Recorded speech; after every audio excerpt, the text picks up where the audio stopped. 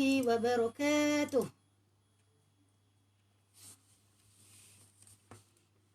Okey, kita sekarang berada di Facebook dan IG Live. Instagram. Bersama dengan Siti Zulaikha. Hai. Okey. InsyaAllah sebelum masuk, sebelum Mama kita masuk, kita mula tu, boleh share dulu. Okey, sekejap. Sana share sekejap. Dalam 2 minit lagi kita mula lah.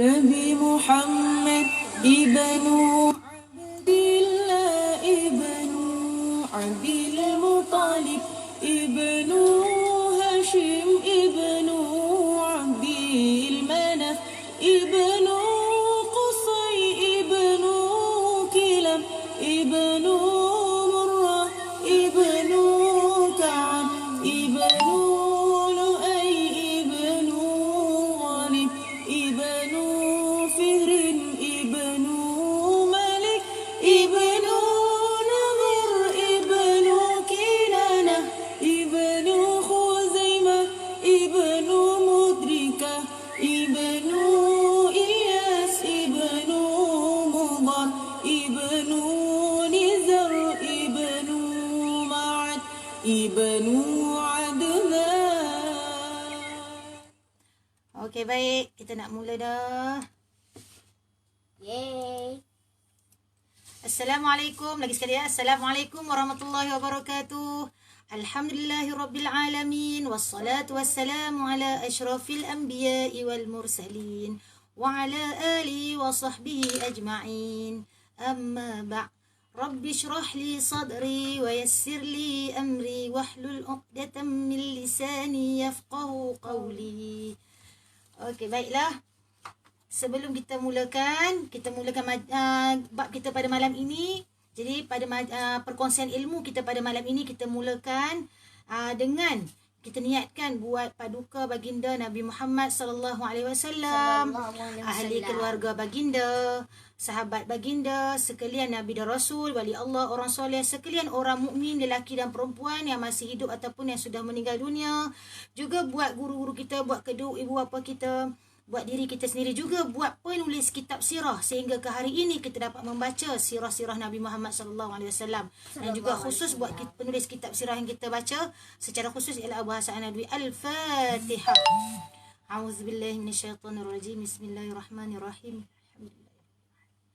Ar-Rahmanir-Rahim. Maliki yaumiddin. Iyyaka na'budu ihdinas siratal mustaqim. Siratal ladzina an'amta 'alaihim ghairil maghdubi.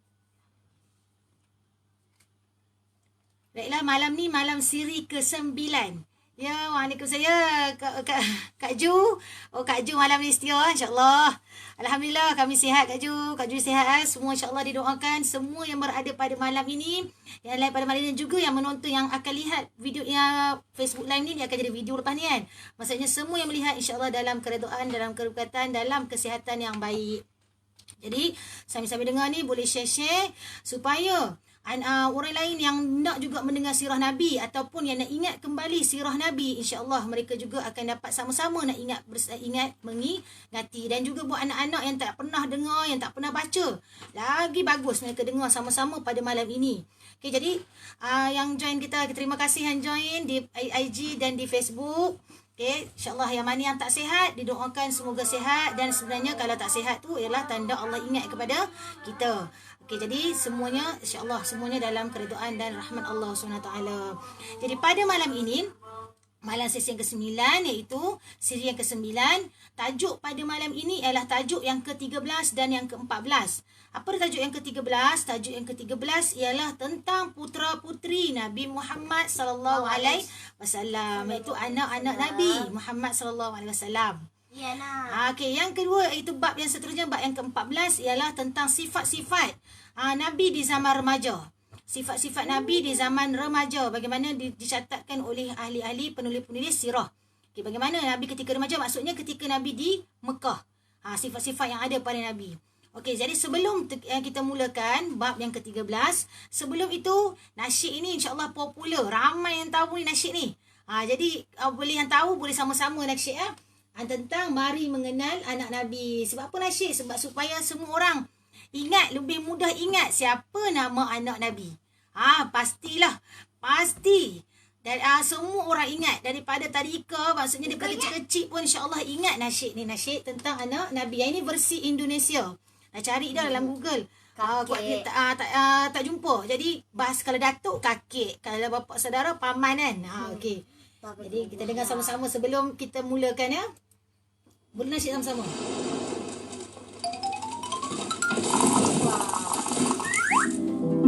Okey. Kuat tu. Kalau type dalam YouTube menasyid mengenal anak-anak Nabi. Anak-anak Nabi ada 7 orang, 3 laki-laki, 4 perempuan. Pertama Qasim, Abdullah, Ibrahim, Zainab, Roqayyah, Ummu Kalsum, Fatimah.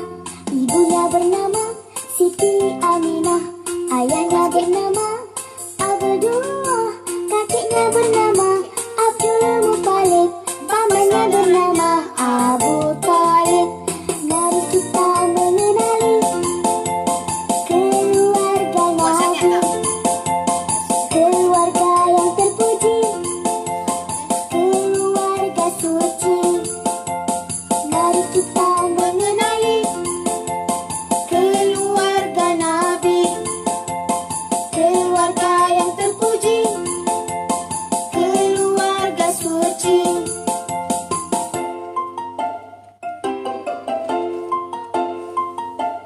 Boleh nasyid sama-sama. Anak-anak Nabi ada 7 orang, 3 laki-laki, 4 perempuan. Pertama Qasim, Abdullah, Ibrahim, Zainab, Roqayyah, Ummu Kalsum, Fatimah. Ibunya bernama Siti Aminah, ayahnya bernama Abdullah, kakeknya bernama Abdul Muttalib, pamannya bernama Abu Talib. Mari kita mengenali keluarga Nabi, keluarga yang terpuji, keluarga suci. Mari kita mengenali keluarga Nabi, keluarga yang terpuji, keluarga suci.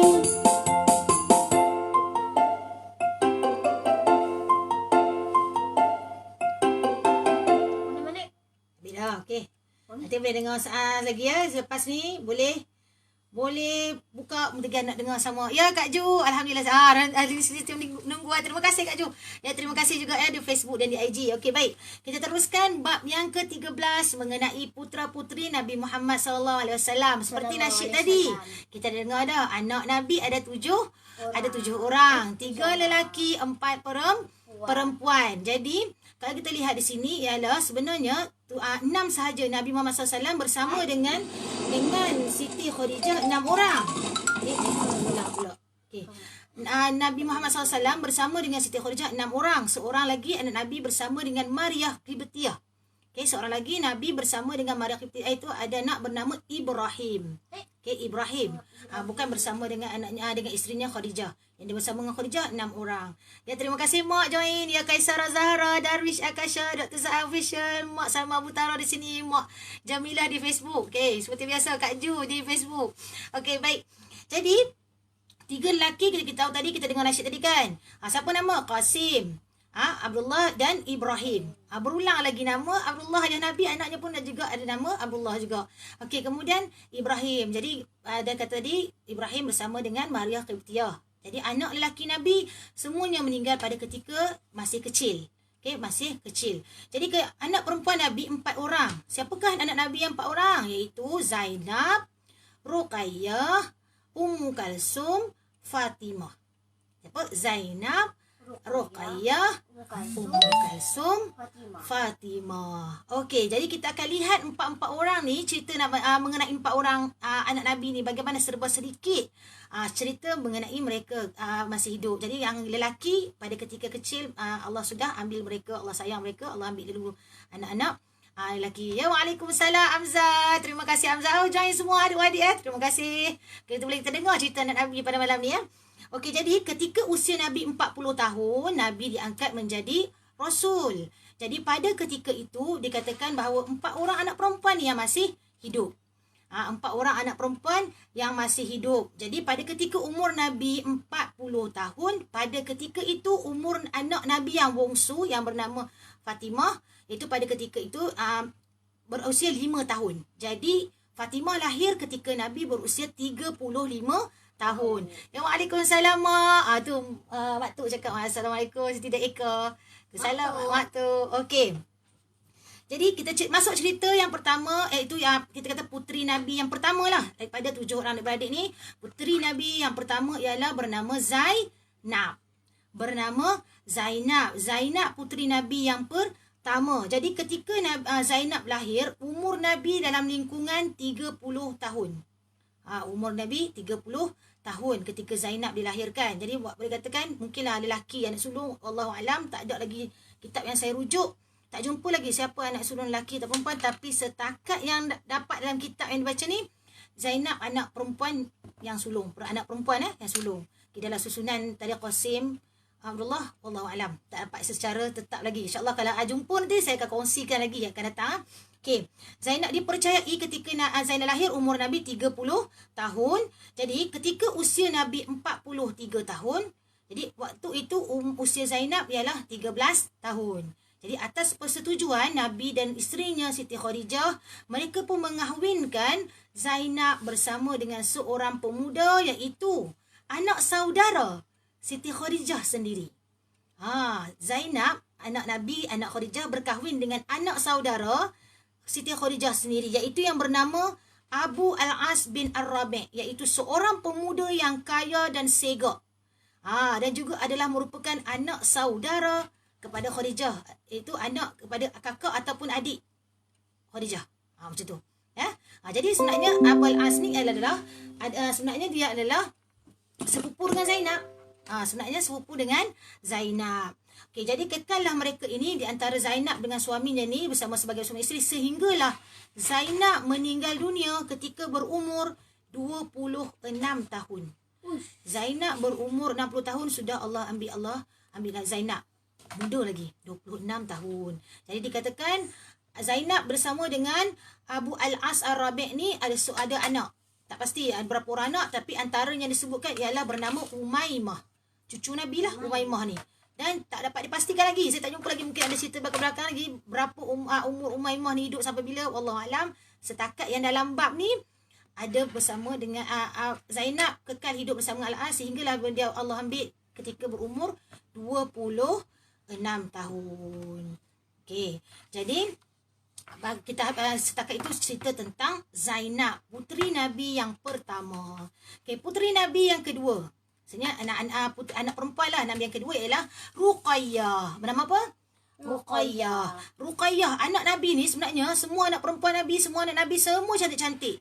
Baik paras rupa muka, baik tubuh badan, semuanya cantik-cantik. Cantik segak-segak lah. Kiranya kalau para pembesar orang-orang Quraisy semua tengok sangat terpikat dengan anak-anak Nabi, semua cantik-cantik. Jadi Ruqayyah ni begitu juga. Begitu juga Zainab, Ruqayyah, Ummu Kalsum dengan juga Fatimah. Okey, jadi Ruqayyah ini pada ketika dia dibesarkan, kan kita dah cerita sebelum ni. Rumah Nabi, rumah Abu Lahab dekat-dekat, kan? Jadi anak Abu Lahab bernama Utbah sebenarnya dah berkenan dengan Ruqayyah dah. Jadi dia dah berkenan dan Abu Lahab pun sebenarnya sangat sayang kepada Nabi dan jodohkanlah Utbah dengan Ruqayyah. Jadi pada ketika ini berapa umur Ruqayyah berkahwin ni dengan Utbah? Dah cerita sebelum ni pernah dengar kan? Anak Abu Lahab sebab sayang kepada Nabi dikahwinkan Ruqayyah dengan anak Abu Lahab iaitu Utbah. Pada ketika itu umur Ruqayyah berumur 9 tahun. 9 tahun. Wallahu alam, tapi ini dah diceritakan umur Ruqayyah berkahwin ketika umur Ruqayyah berkahwin dengan Utbah berumur 9 tahun. Ya, 9 tahun. Jadi pada ketika itu jadi perkahwinan Ruqayyah dengan Utbah tak sempat pun dikurniakan zuriat. Sebab apabila berlangsungnya perkahwinan tu selepas beberapa ketika Nabi diangkat menjadi rasul. Apabila Nabi diangkat menjadi rasul, Abu Lahab tidak bersetuju. Abu Lahab tidak bersetuju sebabnya Nabi dah diangkat menjadi rasul. Jadi menjadi penentang yang hebat, kan? Abu Lahab menjadi penentang yang hebat sehingga kan tak mahu anak dia bersama dengan anak Nabi. Walaupun Abu Lahab sebelum ni sangat-sangat menyayangi Nabi. Dengan hati yang sangat berat, Utbah terpaksa menceraikan Ruqayyah walaupun dalam baru lagi perkahwinan. Baru sangat. Jadi Utbah pun menghantar dengan hormatnya kepada bapa mertuanya, bekas bapa mertuanya itu Nabi Muhammad sallallahu alaihi wasallam. Dan diceritakan bahawa setelah beberapa tahun kemudian Nabi jodohkan Ruqayyah bersama dengan seorang sahabat yang kacak, seorang sahabat baginda yang kaya raya, yang hartawan. Siapakah dia? Uthman bin Affan. Ruqayyah selepas perkahwinan Utbah tu setelah beberapa ketika kemudian dia berkahwin dengan sahabat Nabi yang kacak, yang tampan, yang kaya raya bernama Uthman bin Affan. Jadi apabila dah berkahwin tu kiranya mereka pun dikurniakan anak. Dikatakan dikurniakan anak, tetapi anaknya bernama Abdullah juga. Ruqayyah berikan nama tetapi meninggal. Anak Ruqayyah juga meninggal ketika masih kecil. Okey, ketika masih kecil. Jadi hidup Ruqayyah juga tak lama macam Zainab. Hidup Ruqayyah tak lama macam Zainab. Allah ambil juga pada ketika usia yang muda. Ketika itu, ketika dikatakan usia muda tu ketika lebih kurang umur 20-an juga. Okay, dia tak sebut lagi, tapi lebih kurang 20-an juga. Dan ketika dia meninggal itu ketika perang Badar. Ruqayyah jatuh sakit dan meninggal dunia. Peperangan Badar, Nabi diangkat menjadi Rasul 40 tahun, masih berlaku proses penghijrahan. Nabi pindah ke Madinah, kemudian berlakunya peperangan Badar. Pada ketika itu Ruqayyah jatuh sakit dan meninggal dunia. Itu diceritakan anaknya. Dan Nabi Muhammad SAW mengalami, ya Allah datangkan tu untuk nak menguatkan jiwa Nabi. Seorang-seorang Allah ambil anak Nabi. Allahu Akbar. Okey, ini adalah cerita tentang Ruqayyah. Okey, jadi yang puteri yang ketiga iaitu bernama Ummu Kalsum. Ni semua ringkasan. Kalau cerita panjang, ayat dalam kitab memang panjang, jadi ringkas-ringkas supaya kita lebih faham. Okey, yang ketiga puteri Nabi yang seterusnya ialah Ummu Kalsum. Ya, waalaikumsalam Kaisara Zahra. Ya, waalaikumsalam Kak Norzida Kak Tah. Ya, waalaikumsalam. Terima kasih Kak Tah join. Ya, Kaisara Zahra. Kaisara Zahra kat sini ada juga. Dekat IG pada. Kami semua ada. Terima kasih. Boleh share kawan-kawan. Boleh dengar sama-sama cerita tentang anak Nabi dan sifat Nabi. Okey, kemudian Ummu Kalsum ialah puteri Nabi yang ketiga. Puteri Nabi yang ketiga. Nur Ain Nasuha di IG ya. Mula-mula tadi kan Ruqayyah disunting oleh Utbah. Jadi puteri Nabi yang ketiga Ummu Kalsum disunting oleh Utaibah, anak Abu Lahab. Utaibah, anak Abu Lahab.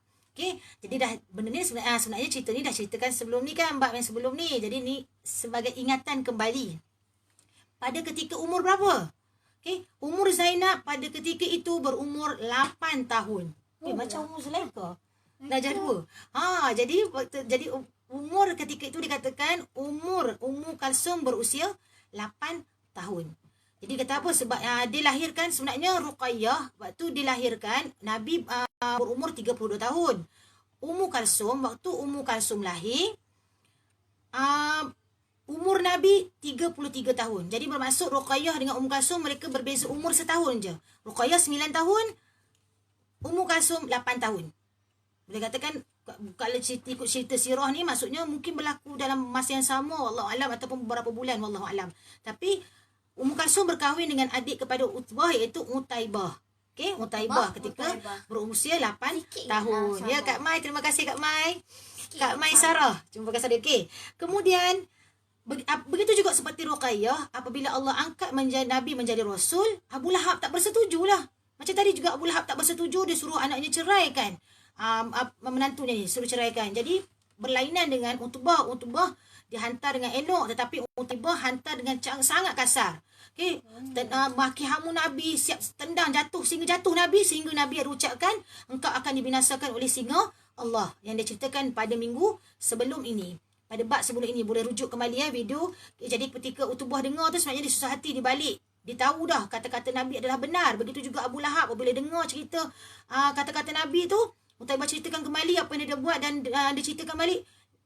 Utaibah dan Abu Lahab sebenarnya susah hati sebab mereka tahu bahawa Nabi adalah utusan Allah. Mereka tahu dah sebenarnya. Tetapi sebabkan hati mereka ini keras, tak dapat nak terima kebenaran, mereka tak dapat nak terima Nabi sebagai utusan Allah.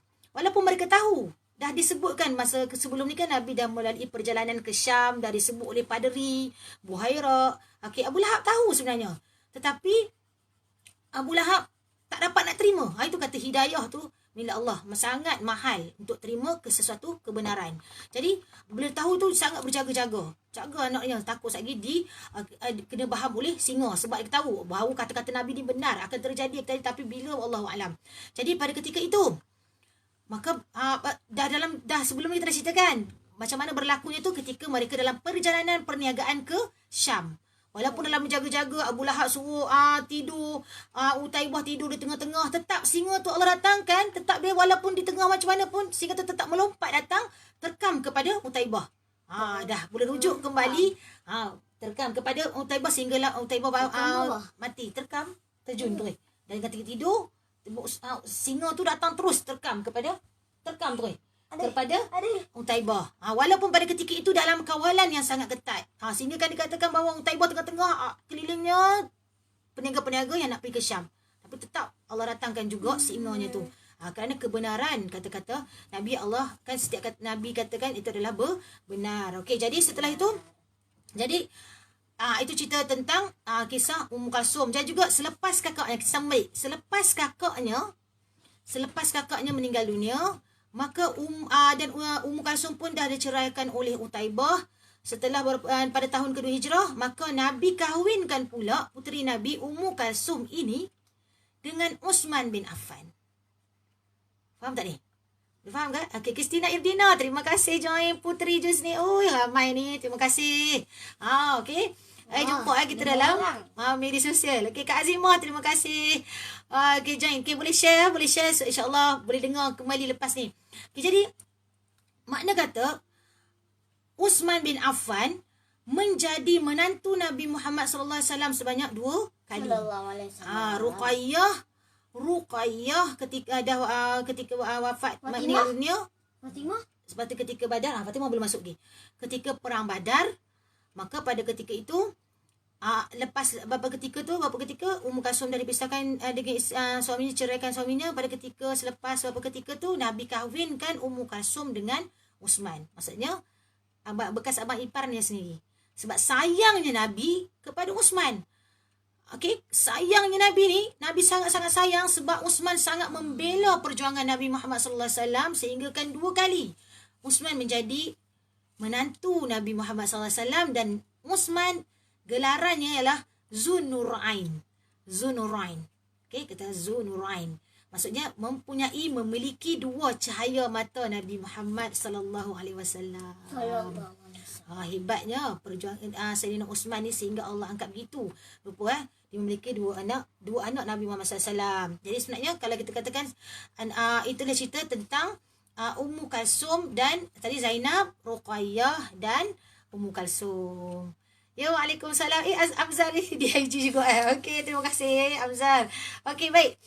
Kita masuk kisah puteri Nabi yang keempat iaitu nama apa tadi? Fatimah. Okey, Fatimah merupakan puteri bongsu yang paling Nabi yang bongsu dan paling Nabi sayang. Nabi sayang semua, tetapi Fatimah ni duduk lama dengan Nabi jadi paling Nabi sayang. Semua sebenarnya Nabi sayang anak-anak kan, tapi sebagai anak bongsu kita fahamlah macam mana. Dia duduk lama dengan Nabi, Nabi sayang sangat-sangat dengan Fatimah. Jadi ketika Nabi angkat menjadi rasul, usia Fatimah baru berusia 5 tahun. Nabi Fatimah lahir ketika itu umur Nabi 35 tahun. Jadi pada ketika Nabi diangkat menjadi rasul, pada ketika Nabi umur 40 tahun, Fatimah baru berusia 5 tahun. Okey, 5 tahun. Waalaikumsalam Kristina. Terima kasih. Okey. Jadi Fatimah berkahwin, dia dilamar. Siapa yang melamar Fatimah ni? Okey, Fatimah dilamar oleh Ali bin Abi Talib. Siapa Ali bin Abi Talib? Ingat tak lagi? Sepupu Nabi. Anak bapa saudaranya Abu Talib. Kan? Jadi anak sepupu Nabi Ali bin Abi Talib. Dia meminang. Nak kahwin lah kiranya. Okey. Jadi pada ketika itu pada 1 Hijrah. Pada ketika itu usia Fatimah 18 tahun. Maksudnya lama. Kalau kakak dia tadi 8 tahun, 9 tahun, kan? Zainab 13 tahun. Tetapi Fatimah berusia 18 tahun. Lambat sikit. Jadi ada orientalis cerita macam mana tahu? Para orientalis cakap, dia kata, sebenarnya Fatimah tu tak cantik. Sebab tu dia kahwin lambat. Masya Allah. Sebenarnya anak-anak Nabi semua cantik-cantik. Semua indah-indah rupa mereka. Tetapi lambat mereka, kecuali dia lambatkan kahwin sebabnya lama duduk dengan Nabi. Nabi nak jalan, semua anak-anak dah berkahwin apa semua. Jadi Nabi sangat sayang kepada Fatimah. Tak mau lepas lagi Nabi Fatimah. Siapa-siapa maksudnya tetap bersama dengan Nabi Muhammad sallallahu alaihi wasallam. Ya, seorang-seorang dah pergi berikut suami kan. Jadi dipinang oleh Abu Talib yang gagah perkasa, yang cerdas. Jadi maka berkahwinlah mereka pada ketika itu usia Fatimah 18 tahun. Jadi kerana cintanya Nabi kepada Fatimah, sayang sangat-sangat tu, tak mau lambat lepas. Jadi bukanlah seperti para orientalis kata bahawa Fatimah tak cantik sebab tu dah lambat kahwin. Masya Allah. Tu sangat-sangatlah, kalau baca ada buku cerita macam tu, tolak tulis itu adalah para orientalis memutabelikkan cerita. Jadi hasil perkahwinan Sayyidina Ali dengan Fatimah dikurniakan 5 orang anak yang kita kenali, yang kita selalunya, yang paling kita selalu dengar tentang Hasan dan Husin. Kan, Hasan dan Husin. Maksudnya Fatimah dan Ali berkahwin, ada 5 orang anak. Tapi yang kita lebih kenal, yang kita selalu dengar dalam sirah-sirah Nabi selepas ini adalah Hasan dan Husin. Fatimah meninggal dunia ketika usianya 28 tahun. Jadi daripada cerita tadi, kalau tadi anak lelaki semua Allah ambil, semua Allah ketika masih kecil. Tapi anak perempuan Nabi tak semuanya tak sampai umur 30-an. Anak semuanya Allah ambil sebelum sampai umur 30-an. Jadi 28 dah sudah Fatimah Allah ambil kembali, pulanglah ke hadrat Allah SWT. Bagaimana perasaan waktu jadi kalau Fatimah, maksudnya ketika Nabi meninggal dunia, Fatimah masih ada lagi lah. Okey. Jadi itulah satu bab, habis satu bab, iaitu bab yang ke-13. Sekarang kita nak masuk bab yang ke-14. Habis dah cerita tentang anak Nabi tadi secara ringkas. InsyaAllah selepas ini dalam bab akan datang, sekiranya ada lagi selit tentang cerita anak Nabi, kita akan ceritakan lagi. Yang ini bab yang ke-13, khusus bab yang ke-13. Okay, masuk kepada bab yang ke-14. Okay, setiap malam kita akan baca, setiap malam Khamis kita akan baca 2 bab kan. Okay, bab ini adalah tentang sifat-sifat Nabi di zaman remaja, maksudnya di Mekah. Okay, siapa yang perasan, baru beberapa hari lah sebenarnya saya ada letakkan dah beberapa hadis Nabi, iaitu daripada kitab Syama'il. Okay, Syama'il Muhammad, kepribadian Rasulullah. Dalam page ni saya letak setiap hari satu hadis. Satu hari insya-Allah lah. Doa kalau istiqamah. Kalau kita nak baca satu-satu, masya-Allah kata kiranya kalau cuma saya type dalam bahasa Melayu, bukan saya type, Zulaika yang type. Zulaika type dalam bahasa Melayu, tak type dalam bahasa Arab. Okay, jadi hadis Nabi ada maksudnya lah. Siapa yang perasan, insya-Allah yang perasan, dalam page ada setiap hari satu hadis. Hadis tu diambil daripada dan Imam Tirmizi daripada kitab Syama'il Muhammad mengenai kepribadian Rasulullah sallallahu alaihi wasallam. Okey, sebenarnya kalau cerita pun nak cerita tentang karakter Rasulullah sallallahu alaihi wasallam saja dalam bab satu ni ada 14 karakter Nabi. Belum lagi bab cerita bab lain tentang uban Rasulullah. Dia ceritakan secara hadis-hadis yang direkodkan oleh para sahabat baginda. Jadi setiap hari insya-Allah ada, boleh baca setiap hari lah, insya-Allah akan diletakkan di page. Okey, hadis daripada kitab ni. Daripada kitab ni, khusus daripada kitab Syama'il ni. Okay, khusus daripada kitab, setiap hari satu hadis. Tapi bahasa Melayu. Bahasa Arab, sebab nak suruh Zulaika yang taib dalam maksudnya. Okay, jadi iaitu setiap hari. Jadi serba sedikit. Tapi yang dalam ni nak khususkan cerita, pada hari ini nak khusus cerita tentang kitab ini, kitab Abu Hasan Al-Yahsani Al-Andawi, Sirah Nabawiyah. Iaitu tentang sifat Nabi pada ketika remaja. Direkodkan ketika di Mekah. Maksudnya akan berlaku perubahan demi perubahan kan kita akan dengar, tapi ini adalah serba sedikit tentang ketika Nabi di Mekah. Bagaimana tentang sifat-sifat Nabi, yang mana Nabi adalah kesempurnaan Nabi, tidak ada tandingan dengan orang lain. Bagaimana keindahan Nabi, bagaimana kecantikan bagi Nabi, bagaimana kesegakan Nabi, keindahan Nabi tidak ada tolak bandingnya daripada orang lain. Nabi adalah sangat sempurna yang Allah jadikan. Okey, daripada sifat-sifat yang ada, yang kalau kita dengar lagi kita akan masuk bab yang ni ya. Sifat jasmani Nabi adalah orang manusia yang paling hebat wajahnya. Okey. Jadi kehebatan wajah baginda ni, sesiapa yang melihat Nabi akan terasa getarannya. Siapa yang melihat, sehingga kan diriwayatkan ada seorang lelaki badui menjadi gemetar badannya apabila terpandang wajah Nabi Muhammad sallallahu alaihi wasallam. Sebab tersangat hebatnya Nabi, Allah macam mana tu. Sangat hebatnya Nabi sampai kan gementar badan Arab Badui ni. Dan Sayyidina Ali berkata, menantu Nabi kata, sesiapa yang baru melihat wajah Rasulullah SAW, nescaya dia akan rasa takut. Bukan takut sebab apa? Sebab kerana kehebatan Nabi. Hebatnya Nabi tu. Jadi apabila seseorang tu lama bergaul dengan baginda Nabi Muhammad SAW, akan terasa sangat sayang Nabi. Sayang, sahabat tak boleh nak berpisah. Begitu. Okay, dia direkodkan dalam hadis-hadis Nabi. Jadi selain mempunyai wajah yang hebat, Rasulullah SAW insan yang indah wajahnya. Diulang balik, keindahan wajah baginda ni menyerupai rupa datuk baginda Nabi, iaitu Nabi Adam.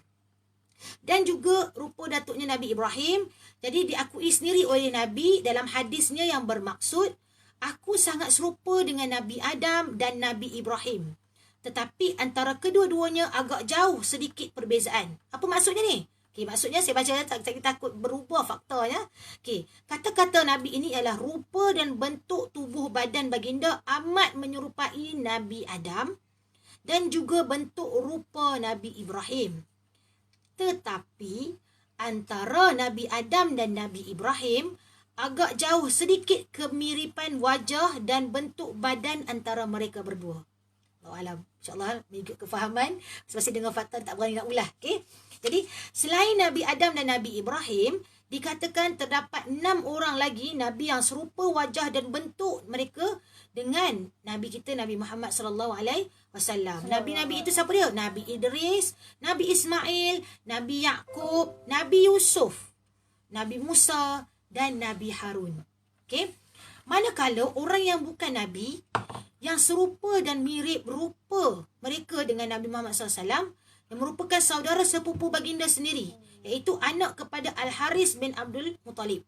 Al-Haris kan anak sulung Abdul Muttalib. Itu siapa namanya? Muat untuk mulut. Nama ialah Al-Mughirah bin Al-Haris, dikenali sebagai namanya Abu Sufyan. Lagi siapa lagi? Seorang lagi anak Al-Abbas bin Abdul Muttalib, anak bapa saudaranya, iaitu bernama Qutsam. Manakala anak Abu Talib bernama Ja'far. Maksudnya memiliki kemiripan orang yang bukan Nabi, tapi serupa seakan-akan dengan Nabi Muhammad SAW. Seterusnya ialah cucu baginda Nabi Muhammad SAW sendiri. Cucu baginda iaitu Al-Hasan bin Ali bin Abi Talib. Siapa lagi yang mirip, lebih mirip? Iaitu yang seterusnya ialah As-Sa'id bin Abu Yazid. Siapakah dia? Datuk Imam Syafi'i. Datuk Imam Syafi'i. Jadi lebih mirip Nabi Muhammad SAW. Salah silah sedikit salah silah Imam Syafi'i ialah Muhammad. Muhammad ni siapa dia? Imam Syafi'i lah. Ibn Idris bin Abbas bin Usman bin Syafi'i bin Sa'id bin Abu Yazid bin Al-Muttalib bin Abdul Manaf bin Qusay. Maksudnya dia terus sambung kepada Nabi juga, Datuk Nabi. Qusay bin Kilab. Siapa lagi terus lepas tu? Bin Qusay bin Kilab bin Abdul Manaf. Nasyid dah lupa. Tu kena berulang-ulang tu. Jadi kena ingat-ingat kembali. Jadi inilah diriwayatkan insan-insan yang sama wajah mereka serupa dengan wajah Nabi Muhammad SAW, lebih mirip-mirip. Dan juga lebih kepada personality diri mereka, termasuk potongan badan. Ini cerita ni, maksudnya ini adalah ditulis oleh para ahli hadis yang merekodkan tentang mungkin mereka melihat, ni ada sikit sini, ni sini ada rekodkan. Jadi sampailah kepada kita. Bagaimana bentuk kepala Nabi? Jadi kita akan masuk lepas dengan tiba yang akan datang. Jadi kita nak kenal dulu macam mana Nabi, nak bayangkan macam mana Nabi tu di Mekah pada ketika zaman Nabi di Mekah sebelum berhijrah ke Madinah. Macam mana bentuk kepala Nabi? Iaitu cukup menarik. Okey, belum pernah ada bentuk kepala manusia yang seimbang dengan bentuk saiz bentuk muka. Maksudnya cukup seimbang, kepala yang besar tetapi seimbang. Okey, ini memberi firasat bahawa bentuk kepala seperti itu adalah merupakan bentuk kepala seorang ahli fikir yang hebat dan agung. Maksudnya memang elok Allah jadi ciptaan Nabi tu tidak terlalu besar tidak, tapi adalah satu yang menarik, seimbang. Itu. Kan kata kalau dan orang yang memiliki kepala seperti ini adalah seorang yang sangat agung dan hebat. Ternyata ini benar kerana Rasulullah SAW mempunyai kekuatan daya fikir yang tidak ada tolak bandingannya dari aspek kepintaran, kecergasan, ingatan dan kefahaman. Okey. Jadi bagaimana rambut Nabi? Kita nak tengok rambut Nabi Muhammad SAW. Okey, rambut Nabi Muhammad SAW tidak lurus macam Nabi Isa. Okey, tak lurus macam Nabi Isa. Jadi boleh bayang Nabi Isa maksudnya Nabi Isa lurus kan, tapi tak lurus macam Nabi Isa. Tidak pula kerinting seperti orang Habsyi, tetapi ikal berombak indah dengan warnanya sangat hitam mengilat dan sangat hebat.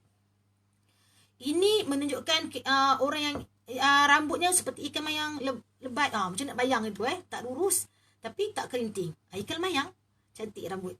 Jadi panjang rambut Nabi macam mana? Panjang rambut mencecah kedua-dua telinga, tetapi di bahagian sisi atau telinga ni hanya capai kuping telinganya sahaja. Okey. Dan tidak menyerupai perempuan. Cakap kata macam perempuan tidak. Okey, tidak menyerupai dia mencecah kedua-dua telinga. Jadi Nabi sebenarnya tak boleh potong rambut kecuali Allah perintahkan Nabi untuk memotong. Bila Allah izinkan untuk potong rambut, barulah Nabi Muhammad SAW potong rambut. Dia pasti ada sebabnya. InsyaAllah kita jumpa nanti. Kita tanya-tanya juga. Mesti ada sebabnya. Ada sahabat-sahabat yang tahu sebabnya, boleh kongsi-kongsikan. Jadi tunggu perintah Nabi, barulah Nabi potong. Nabi hanya tunggu perintah. Okay, dan Nabi sering rambut Nabi bubuh minyak agar kelihatan bersinar, dan Nabi selalu sisir rambut Nabi. Okay, Nabi sebenarnya sisir Nabi sangat kemas. Nabi tak sisir selalu. Sekali-sekali, tapi Nabi sisir ada daripada kalau diceritakan bahawa menyisir rambut dari depan ke belakang. Sisir rambut. Okay, tetapi kemudian ada ketikanya Nabi ubah style fashion juga. Ada ketikanya ada sahabat Nabi yang rekodkan bahawa Nabi sisir membelah di tengah-tengahnya. Sisir membelah macam ni lah kot. Kamu membelah kedua tu. Wallahualam, maksudnya bila sahabat Nabi tengok macam ni dia rekod. Bila sahabat tengok macam ni dia rekodkan. Okey, jadi sampailah kepada kita bayangan macam mana keadaan rambut baginda Nabi Muhammad SAW. Jadi antara rambutnya di kepalanya dengan rambut dengan janggut tak ada tumbuh sebarang. Maksudnya antara kepala dengan jambut ni tak ada tumbuh sebarang rambut. Artinya Nabi tak ada jambang. Nabi tidak mempunyai jambang. Okey, bagaimana dahi baginda? Okey, nak kenal dahi baginda. Lebar dan luas, dahi yang luas di kepala membuktikan bahawa seorang yang pemiliknya sangat pintar berpidato dan juga dalam perkara lain. Maksudnya kalau kita selalu kata orang dahi luas yang pintar, cerdik kan. Okey, wallahualam. Kita tengok dahi kita sendiri. Okey, kening baginda. Kening. Macam mana kening? Melengkung seperti bulan sabit 3 hari bulan. Maksudnya dalam bulan Islam 3 hari bulan tu cuba keluar. Ini berapa bulan dalam Islam? Tak pasal. Okey. Dalam Islam nak cari juga ni. Tak pasal, tak nampak. Cuba cari kalau 3 setiap bulan Islam 3 hari bulan, bulan sabit kan. Macam tu. Lebih kurang cantik indahnya kening Nabi Muhammad SAW. Cantik, hampir bersambung di tengah-tengahnya. Kelihatan cahaya seperti memancar di celah-celah bulu matanya yang lebat dan lentik. Okey. Bagaimana bulu mata baginda pula? Bulu mata tebal dan lentik, sungguh menawan bila dipandang. Tebal dan melentik. Cantik. Allah ceritakan sangat indah Nabi Muhammad SAW. Allah, jumpalah kita selawat banyak Nabi. Ya Allah, nak jumpa Nabi ya. Telinga baginda cukup cantik, tidak terlalu lebar dan tidak pula terlalu kecil. Pendek kata, semua anggota badan baginda sempurna keindahannya. Maksudnya yang menulis ni, sahabat Nabi menulis semua cakap cantik, indah macam mana mereka. Maksudnya mereka tulis terpegun lah maksudnya melihat Nabi Muhammad SAW. Bagaimana rupa bentuk mata baginda? Besar dan agak panjang, mata hitamnya besar dan sangat hitam. Okay. Manakala mata putihnya sangat putih, serta ada urat-urat merah di atas putih matanya itu. Ini satu alamat manusia mempunyai mata berurat merah adalah orang yang sangat berani dan tabah. Kan jadi sebelum ni kan. Bagaimana Paderi Nur Salim mengatakan bahawa ada tak tanda merah dekat mata Nabi kan. Itu adalah merupakan tanda-tanda kenabian Nabi Muhammad SAW. Okay, jadi dalam mata Nabi bintik-bintik kecil kan. Jadi bagaimana hidung baginda? Hidung baginda, Waalaikumsalam. Ya, Kak Rahano. Kak Ilah kan? Kak Ilah. Oh, Kak Ilah terima kasih. Kak Fadilah. Waalaikumsalam. Okey, bagaimana hidung baginda? Hidung baginda mancung indah dengan lubang hidung yang kecil. Hidung Nabi kecil. Bentuk hidung sederhana, tidak terlalu besar serta ada semacam cahaya di tengah-tengah batang hidung yang mancung itu. Ada cahaya, dikatakan sebab cahaya itu kadang-kadang orang yang baru bersua dan bercakap dengan Nabi dari depan akan sangka hidung baginda tu bengkok, sebenarnya ada cahaya. So kita tak boleh nak gambarkan Nabi kan, tak boleh dalam lukisan, tak ada dalam gambar, tak boleh. Tetapi cerita-cerita inilah boleh kita memberikan bayangan serba sedikit lah. Okay? Walaupun kita, Allah macam mana nak tengok kan, kalau orang lain kita boleh lukis apa semua, tapi Nabi Muhammad SAW tak ada gambar, melainkan cerita-cerita hadis Nabi lah kita dapat gambaran. Bagaimana mulut baginda Nabi Muhammad SAW? Mulut baginda ialah luas dan lebar. Maksudnya bentuk mulut baginda yang sepadan dengan bentuk wajah baginda yang bujur sirih itu. Baginda mempunyai bibir mulut yang nipis dan cantik menarik bagaikan ulas limau. Tahu limau kan, makan satu ulas limau. Okey. Apabila baginda tersenyum, semakin cantik wajah baginda yang kemas itu. Pipi baginda macam mana? Pipi baginda lurus sahaja, tidak membejol dan tidak pula cengkung ke dalam. Cengkung ke dalam. Bagaimana gigi baginda? Selalu digosok. Gigi Nabi selalu gosok. Okey. Jadi Nabi sangat menjaga kebersihan dan keputihan Nabi. Bentuk gigi Nabi sangat ajaib kerana di samping teratur indah, tidak terlalu rapat. Gigi baginda terlalu rapat sehingga kan menyukarkan untuk nak membuang sesuatu makanan yang ada celah-celahnya. Gigi Nabi ada jarang-jarang sikit. Kerana sangat menjaga kebersihan gigi, Nabi sentiasa membawa kayu segi di dalam poket baju baginda. Jadi giginya sangat putih bersih. Jadi amat sesuai lah dengan pembawaan baginda yang sangat tangkas dan cerdas. Bila baginda senyum, keluar cahaya yang berkilau-kilauan. Dari celah gigi-giginya yang jarang-jarang sedikit itu, senyuman baginda cukup mempersonakan. Susunan gigi baginda berbaris, kemas dan teratur. Tetapi yang menambah indahnya lagi, kedudukan gigi baginda yang agak senggang, tak terlalu rapat. Jadi sebab tu dia katakan gigi dan juga gigi baginda putih bersih lebih daripada salji. Macam mana Allah Alam. Sebab apa Nabi sentiasa bawa kayu sugi kan. Kita bawa lah kayu sugi. Biasa kita buat mana kayu sugi kita dah. Kalau tak pernah tengok kayu sugi. Ada kayu sugi. Ada okay. tu. Ya Kak Ilah. Macam baginda sihat Kak Ilah. Alhamdulillah Kak Fadilah. Alhamdulillah sihat. Ni Kuk lah tak pernah tengok. Ni. Kuk yang bagi tak pernah tengok kan. Anak-anak murid ni ramai tengok ni. Kak Mulyati ya, wajah baginda sangat sempurna ya. Betul-betul Kak Mul. Bila baca ni Allah indah. Sihat Kak Fadilah. Okey, baik. Kak Fadilah sihat ke? Okey, ni kayu sugi kecil lah. Ni kan sepatutnya lebih. Kayu sugi pernah tengok tak? Yang anak-anak yang apa semua pernah tengok kan? Okey, ada yang besar macam-macam bentuk kayu sugi. Maksudnya kita sugi sebelum semayang ke apa semua. Jadi janganlah tak gosok gigi lagi. Bau buat ini terus lagi berbau. Kan gosok lagi gigi pagi bangun tu, gosok gigi dulu apa semua. Jadi amalkan insya-Allah. Tak amalkan sama-sama Bukan saya cakap kat semua, maksudnya dekat saya semua. Pernah alhamdulillah Amzar. Bawa sejasa Amzar tak dalam poket. Bawa sejasa. Ya insya-Allah banyak sangat kelebihan bersugi ni. Insya-Allah kita akan masuk nanti ada hadis Nabi cerita tentang kelebihan bersugi. Bukan bersugi ya. Okey. Ni cerita tentang sugi. Kita amal sama-sama insya-Allah. Nak cerita ni bukan untuk semua, sebenarnya untuk saya juga ni. Untuk Zulaikha juga. Sama-sama kita buat. Okay, seterusnya misai Nabi Muhammad SAW. Bagaimana misai Nabi? Nabi tak suka misai terbiar sampai tutup bibir mulut. Okay, kerana itu baginda selalu gunting. Nabi andamkan misai dengan tidak membiarkan panjang tutup bibir. Sebab Nabi selalu rapikan misai, nampak cantik, nampak manis. Laksana delima yang baru dibelah.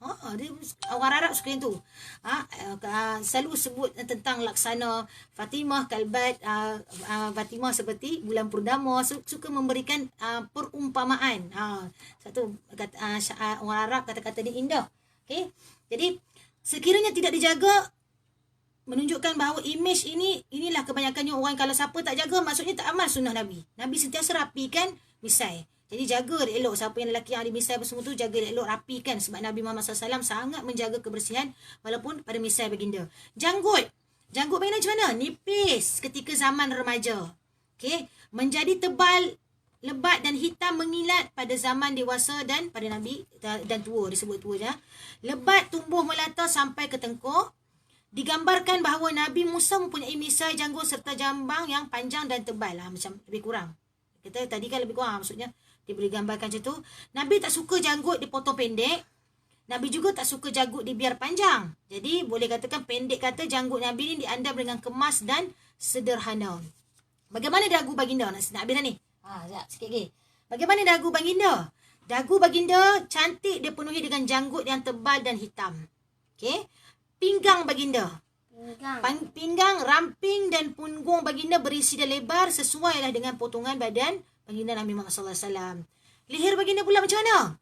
Bercahaya, seperti perak kerana putih dan bercahaya.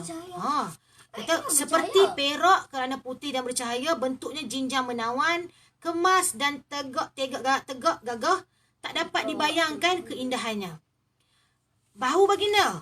Kedua bahu baginda ditumbuhi rambut dan bulu. Ada yang cakap macam tu. Tetapi mengikut kata Saidina Ali, iaitu menantu Nabi dan juga hidup dengan Nabi daripada kecil, Nabi pelihara Saidina Ali, dia katakan bahawa di badan baginda tidak ada pun sebarang bulu. Jadi bahu baginda ni berotot seperti orang yang membida badan. Tegak kan? Macam tu lebih kurang. Wallahualam. Okey, jadi tumit baginda. Macam mana tumit baginda? Kecil mulus menandakan seorang yang kuat dan cepat berjalan. Telapak kaki melengkung. Telapak kaki baginda Nabi Muhammad SAW. Jari tangan dan kaki baginda panjang-panjang. Perut baginda rata sahaja. Tidak buncit seperti perut orang yang suka makan.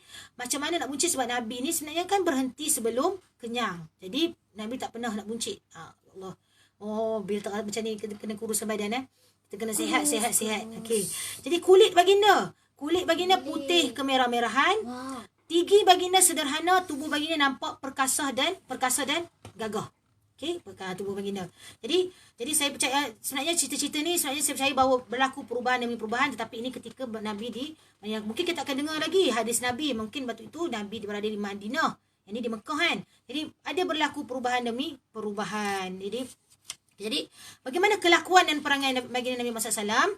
Kelakuan baginda Nabi sentiasa memelihara pakaian cantik, rapi, bersih.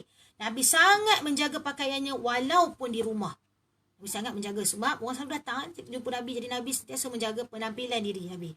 Baginda sentiasa memakai serban. Nabi sangat menjaga serban dia. Itu sunnah Nabi tu Allah. Baginda suka pakaian putih. Nabi sangat suka pakaian putih, tetapi direkodkan bahawa pada akhir hidupnya baginda ada memakai pakaian yang berwarna. Mungkin kata tak lagi orang kata Nabi pakai putih je kan. Tidak, Nabi ada juga pakai berwarna. Dan kalau rujuk hadis Nabi pun ada Nabi pakai warna merah. Jadi di akhir ada pakai Nabi pakai warna tu, ada orang tu. Tapi dalam hadis Nabi, kalau tunjuk dengar baca balik rekod-rekod yang dari dalam Facebook, ada saya dalam hadis berapa Nabi pakai baju merah. Ada Nabi pakai baju merah juga. Okey, Nabi insan yang lemah lembut, bukan bererti lembek. Lemah lembut Nabi ni orang tarik, orang suka kepada Nabi. Lemah lembut dia tu. Bukan lembek jadi lembek. Lemah lembut lembek bukan lembek. Tetapi lembutnya Nabi tu sehingga ke orang tertarik dengan akhlak Nabi Muhammad sallallahu alaihi wasallam. Jadi apabila baginda berjalan, kanak-kanak suka datang keliling Nabi. Dan Nabi akan bermesra dengan kanak-kanak. Nabi sayang kanak-kanak. Okey, habis dah ni. Sikit lagi. Okey, kelakuan Nabi lagi. Bagaimana kelakuan dan perangai Nabi? Baginda berjalan cepat. Langkahnya seperti ada tujuan yang di depan. Langkah ada seperti Nabi jalan cepat tu sebab seperti ada satu kerja depan yang perlu diselesaikan segera. Macam tu. Jadi tak buang masa Nabi cepat tangkas.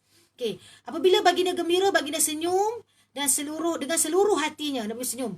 Dan ketawanya lah senyum. Tapi baginda tak pernah ketawa dalam hidup Nabi. Direkodkan 3 kali Nabi ketawa. Mungkin ada cerita yang sangat-sangat melucukan hati Nabi baginda 3 kali. Allah, beza dengan kita. Kalau nak ketawa sungguh-sungguh. Lepas sungguh-sungguh. Ya Allah, Tuhan, malu. Macam cerita ni malu pula diri sendiri yang dia buat kan. Bila ketawa, gelak kuat-kuat kan. Sesungguh. Allah Akbar. Okey, dah baca ni dah tahu ni kena ubah lah. Diri sendiri ni cakap diri sendiri.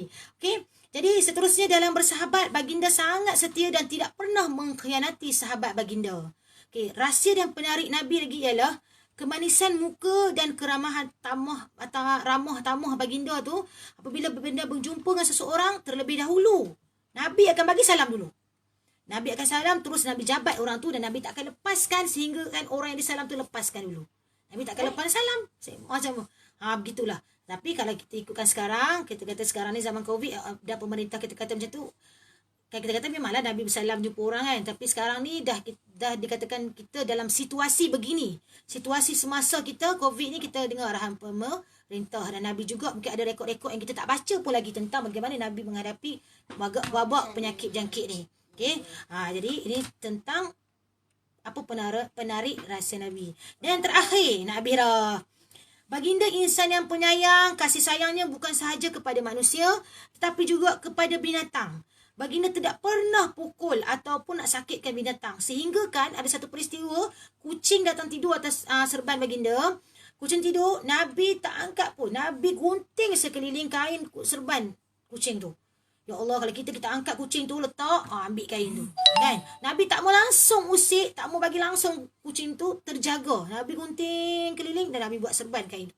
Biarkan terus. Biarkan kucing tu tidur, tak terganggu langsung. Apabila Nabi nak mengambil serban tu. Kan? Jadi, bila berjalan, pandangan mata Nabi lebih ke bawah. Bukan ke hadapan. Nabi sangat menjaga pandangan. Begitulah secebir sifat Nabi dari segi jasmani dan juga perangai kelakuan Nabi Muhammad sallallahu alaihi wasallam. Insya-Allah akan datang. Tutup mulut. Akan datang, akan lebih diperincikan lagi, akan sambil-sambil ada lagi dia akan diselit-selitkan lagi mengenai kelakuan, bagaimana akhlak Nabi bersama dengan sahabat, bagaimana akhlak Nabi bersama dengan manusia sekeliling Nabi Muhammad sallallahu alaihi wasallam. Jadi kesimpulannya, kita dengar tadi bahawa kisah bahawa anak-anak Nabi juga melalui ujian dalam hidup. Bagaimana mereka melalui zaman perceraian, bagaimana mereka menghadapi masyarakat sekeliling. Anak-anak Nabi juga melalui begitu. Bukannya anak Nabi mereka hidup dalam kemewahan, dalam diangkat-angkat, bukan. Anak Nabi juga menghadapi kesusahan hidup mereka. Dengan cara Allah datangkan ujian juga buat mereka. Yang ini adalah ringkasan, kita tahu cerita panjang lagi, Fatimah nanti macam mana. Ada lagi, insya-Allah saya yakin ada dalam sirah-sirah akan datang, kita akan dengar lagi. Jadi, begitu juga kita, anak Nabi pada ujian, kita juga semua ada ujian masing-masing. InsyaAllah, Nabi beri panduan. Jadi, kita ikutlah panduan Nabi. Bagaimana panduan Nabi Muhammad SAW?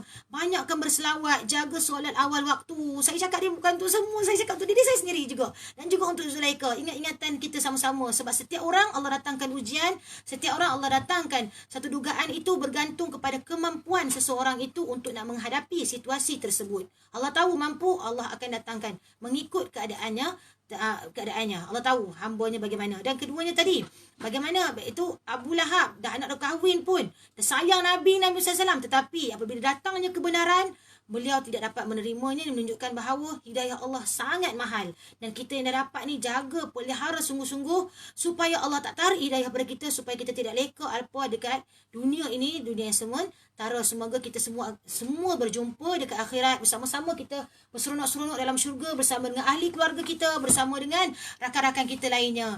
Okay, insya-Allah. Jadi sebelum tu, yang mana baik itu datang daripada Allah SWT, yang mana kurang itu datang daripada diri saya sendiri. Sebelum kita akhiri, lagi beberapa minit lagi, nak masuk nak jam ke 10 dah. Jadi kita baca doa pengakhir sekali. Semoga pada malam Jumaat ini, keberkatan malam Jumaat ini, kita semua beroleh rahmat dan berkat daripada Allah SWT. Jadi kita baca doa dulu. Okay, boleh? Kita dah tangan sama-sama. Bismillahirrahmanirrahim. Okay. Jadi kita aminkan sama-sama bacaan doa ini. Okay. Bismillahirrahmanirrahim. Alhamdulillahirabbil alamin wassalatu wassalamu ala asyrafil anbiya'i wal mursalin wa ala alihi wasahbihi ajma'in. Ya Allah, kurniakanlah selawat dan salam ke atas penghulu kami Nabi Muhammad sallallahu alaihi wasallam, penghulu segala nabi dan rasul, dan ke atas sekalian keluarga dan sahabat baginda semuanya.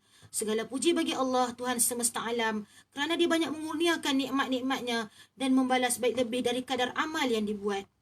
Ya Tuhan kami, Engkau berhak dipuji kerana kemuliaan zat-Mu dan kebesaran kerajaan-Mu. Ya Allah, sampaikanlah pahala dari apa yang telah kami baca ini, apa yang kami dengar ini, apa yang kami pelajari pada hari ini, ke hadrat penghulu kami dan junjungan besar kami Nabi Muhammad SAW. Moga-moga bertambah kemuliaannya. Dan ke hadrat nenek moyang baginda dan para sahabat saudara baginda dari kalangan nabi-nabi dan rasul-rasul alaihi wassalatu wassalam. Moga-moga bertambah kemuliaan mereka dan kehadrat kaum keluarga dan sahabat baginda sekaliannya. Juga kepada arwah sekalian imam-imam mujtahid, ulama-ulama yang beramal dengan ilmunya, para ahli fiqh dan ahli hadis, para pembaca Al-Quran dan ahli tafsir, para penghulu ahli sufi, serta sekalian pengikut mereka yang jujur, hinggalah hari kiamat. Ya Allah, kasihanilah kami dan ibu bapa kami serta sekalian umat Nabi Muhammad. Ya Allah, kasihanilah kami dan ibu bapa kami serta sekalian umat Nabi Muhammad. Ya Allah, kasihanilah kami dan ibu bapa kami serta sekalian umat Nabi Muhammad. Selamatkanlah kami dan ibu bapa kami serta sekalian umat Nabi Muhammad di dunia dan di akhirat.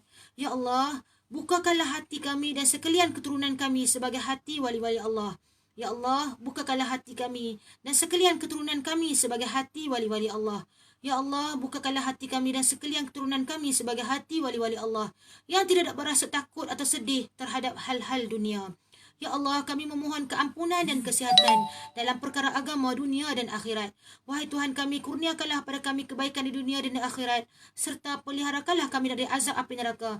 Moga-moga Allah mengurniakan selawat ke atas junjungan kami dan penghulu kami Nabi Muhammad, keluarga baginda serta para sahabatnya. Rabbana atina fid dunya hasanatan wa fil akhirati hasanatan wa qina azaban nar. Wa sallallahu ala sayyidina Muhammad wa ala alihi washabihi ajma'in. Subhana rabbika rabbil izzati amma yasifun, salamun alal mursalin, walhamdulillahi rabbil alamin. Amin ya rabbal alamin. Terima kasih yang berada di IG.